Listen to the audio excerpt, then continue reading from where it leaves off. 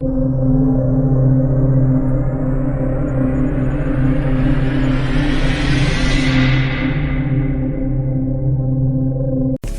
के नियम समझने के लिए विश्व की सबसे powerful book the 48 laws of power में से हम निचोड़ निकालेंगे शक्तिशाली इंसान बनने के नियमों को समझने के लिए। ये कुछ मिनट्स आप जो इस वीडियो में देने वाले हो ये जिंदगी भर आपके काम आने वाले हैं, तो कान के साथ में ध्यान भी लगाओ।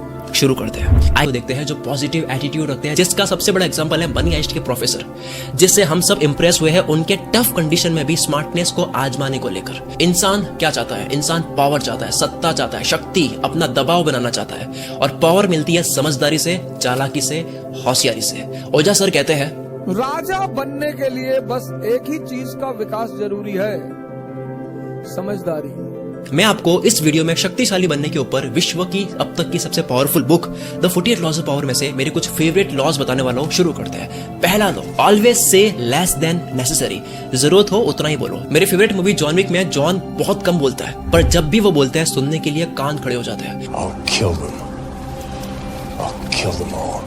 ये सिर्फ हमें लगता है कि ज्यादा बोलकर या फिर अच्छी बातें बोलकर आप सामने वाले को इंप्रेस करोगे, पर नहीं, आप कॉमन लगते हो। अपनी स्कैरसिटी बनाओ। स्कैरसिटी मतलब कोई भी चीज जो बहुत कम होती है, कम चीजों की वैल्यू होती है। प्लस ज्यादा बोलने से आपके फंसने के चांसेस ज्यादा होते हैं, आप रिवील ज्यादा होते हो, आप ज्यादा खोल जाते हो। नेक्स्ट लॉ है, get others to do the work for you but always take credit.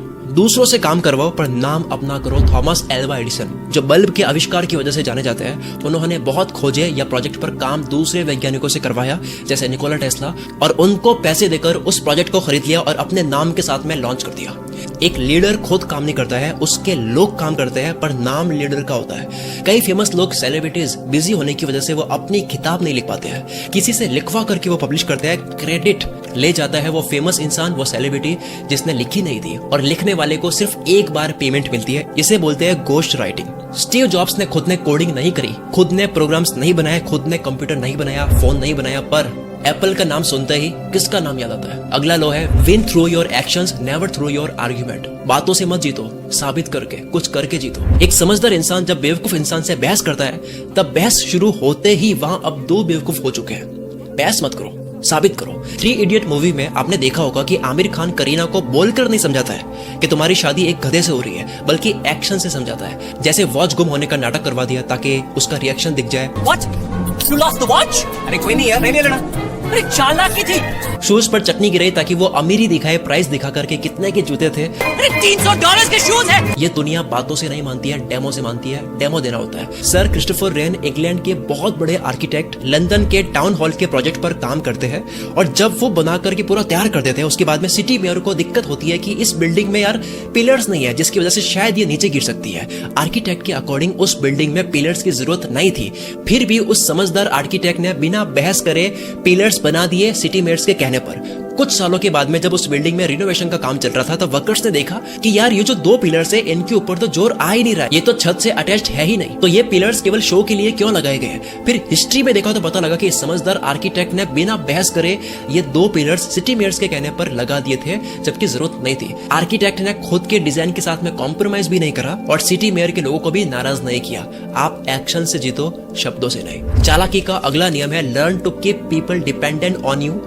लोगों को पूरी तरह से आप अपने ऊपर निर्भर कर दो। आप किसी के कितने ही काम आ जाओ, जब आपकी जरूरत खत्म हो जाती है, उसके बाद में लोग बाप बनने लग जाते हैं या भूल जाते हैं आपको। ऐसे में हमेशा कोई एक चीज ऐसी रखो जो सिर्फ आपके द्वारा ही हो सकती है, या फ्यूचर में कोई एक चीज ऐसी हो जो सामने वाले के लिए सिर्फ आप ही कर सकते हो। वो कभी भी आपके ऊपर हावी नहीं होगा, जिसे बोलते हैं हाथी के दांत दिखाना। एक बारी ज्योतिष ने राजा को कहा कि 8 दिन बाद में रानी मर जाएगी, और वाकई में उसी वक्त यानी कि 8 दिन बाद रानी मर गई। राजा को शक हुआ कि इसने अपनी भविष्यवाणी को सही करने के लिए मारा तो नहीं है कहीं। राजा ज्योतिष से डरने लग जाता है कि ये एक दिन मेरे ऊपर हावी न हो जाए, इसलिए राजा ज्योतिष को मारने ही वाला होता है। तब आखिरी बार राजा ज्योतिष से पूछता है कि तू ज्योतिष है ना, तो बता तेरी मौत कब होगी? ज्योतिष ने चालाकी का खेल खेला और बोला, महाराज आपकी मौत के ठीक 3 दिन पहले मेरी मौत है। राजा डर गया कि इस भविष्यवाणी के अकॉर्डिंग अगर आज इसको मार दिया तो 3 दिन के बाद में मैं मर जाऊंगा, तो इसे छोड़ देता है। लोगों को ऐसे निर्भर कर दो कि वो आपके साथ में बुरा ना कर पाए। अगला लॉ है, सीम डमर देन योर मार्क, यानी जितने इंटेलिजेंट या स्मार्ट हो उससे थोड़ा कम दिखो। इंटेलिजेंट लोग जितना बेवकूफों से मिलना पसंद नहीं करते हैं, उससे कई ज्यादा बेवकूफ लोग इंटेलिजेंट लोगों से मिलना पसंद नहीं करते हैं। एवरेज और मीडियोकर लोगों की स्मार्ट लोगों से कभी नहीं बन सकती। लोग डरते हैं अपने से इंटेलिजेंट और स्मार्ट लोगों से। प्रशिया में एक राजा का राइट हैंड बिस्मार्क को ऑस्ट्रिया देश से एक एग्रीमेंट साइन करवाना था, जो प्रशिया के लिए काफी फायदेमंद की डील थी, बट उस डील में ऑस्ट्रिया का कोई फायदा नहीं था, तो वो साइन क्यों करेगा। अब ऑस्ट्रिया के किंग काउंट ब्लोमी ताश खेलने के बहुत शौकीन आदमी थे। वो किसी भी आदमी के नेचर और कैरेक्टर के बारे में पता लगा सकते थे कि वो कैसा आदमी है, सिर्फ उसके साथ में ताश में क्वींस गेम खेलने के तरीके से। और ये बात बिस्मार्क को पता थी। अब क्योंकि बिस्मार्क को एग्रीमेंट करवाना है, तो चाल देखो।